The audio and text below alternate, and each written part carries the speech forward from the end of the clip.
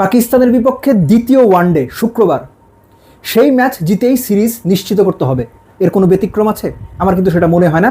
প্রথম ম্যাচের যে বেস্ট 11 সেখান থেকে বদল করারও কোনো মানে আছে বলে এই মুহূর্তে আমি মনে করছি না।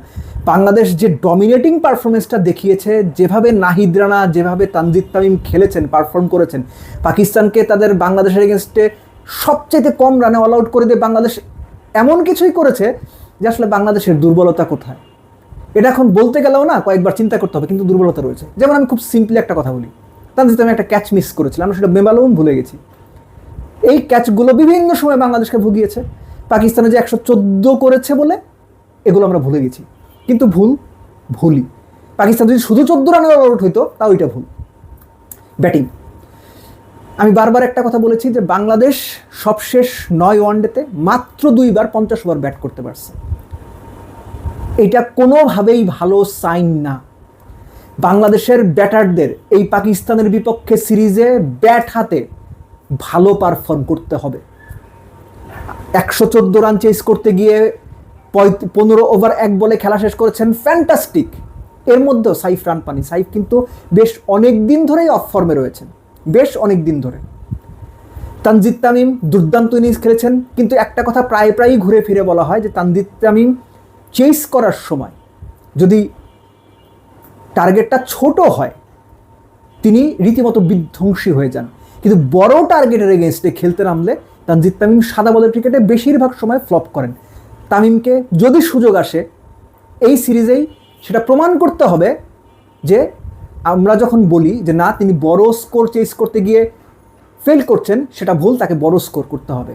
নাজমুল হোসেন শান্ত 35 বলে 33 বলে 27 করে আউট হওয়া যাবে না। শান্ত এই 33 বলটাকে 100 বল পর্যন্ত নিয়ে যেতে হবে, 100 বলে 100 করতে হবে সুযোগ পাওয়া মাত্র। এটা আপনি শান্ত নিজেও জানেন, কিন্তু এটা করতে গিয়ে আমরা দিনের পর দিন ব্যর্থ হচ্ছি। বাংলাদেশের মিডল অর্ডার পুরোপুরি আনটেস্টেড যেন না থাকে এই সিরিজে। লিটন মিডল অর্ডার নতুন রোল, আফিফ অনেক দিন পর দলে ব্যাক করেছেন, তারা আসলে ঠিক কী রোল প্লে করেন। 7 নম্বরে মিরাজ, দায়িত্ব যখন সামনে আসবে, কুইক রান তোলার প্রয়োজন যদি আসে, সেটা দ্বিতীয় তৃতীয় যে কোনো ম্যাচেই কিভাবে রিয়্যাক্ট করেন, কিভাবে পারফর্ম করেন, এগুলো আমরা দেখতে চাইবো, ডেফিনেটলি দেখতে চাইবো, কেননা এগুলোই হচ্ছে মূল কাজ। সো বাংলাদেশ সেকেন্ড ওয়ানডেতে আগে ব্যাট করবে পরে ব্যাট করবে সেটা তো আমরা জানি না। যখন যাই করুক বাংলাদেশের ব্যাটারদের যার যার পজিশন থেকে যে সুযোগটা পাবেন, যে ধরনের সুযোগ পাবেন কাজে লাগাতে হবে এবং প্রুফ করতে হবে যে না বাংলাদেশের ব্যাটাররা কিংবা ব্যাটিং ইউনিট আস্তে আস্তে শেপের মধ্যে আসছে। বোলার বা bowling unit, Nahid Rana first ম্যাচে যা করেছেন সেকেন্ড ম্যাচেও তিনি সেটা করবেন এটা এক্সপেক্ট করতেই পারি না।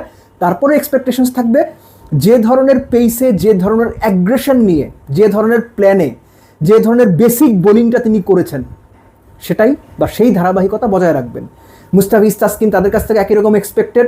মিরাজকে বলবো সুযোগ যদি থাকে অন্যদের একটু বোলিং টোলিং করানোর চেষ্টা করেন, সুযোগ বুঝে শুধু নিজে 10 ওভার করে যায় না, কেননা রিশাদকে দরকার হবে, রিশাদ আপনার উইকেট টেকার বোলার। আর নেক্সট ম্যাচেও দেখতে চাইবো যে ওরকম পরিস্থিতিতে অ্যাকচুয়ালি সবসময় পাকিস্তান দল ঠিক এরকম করেই ভেঙে পড়বে এটা এক্সপেক্ট করে তার মাঠে নামা যাবে না, বরং পাকিস্তান দল ভালো ক্রিকেট খেলবে, পাকিস্তান দল বাংলাদেশকে টাফ টাইম দেবে, এটা মাথায় নিয়েই নামতে হবে।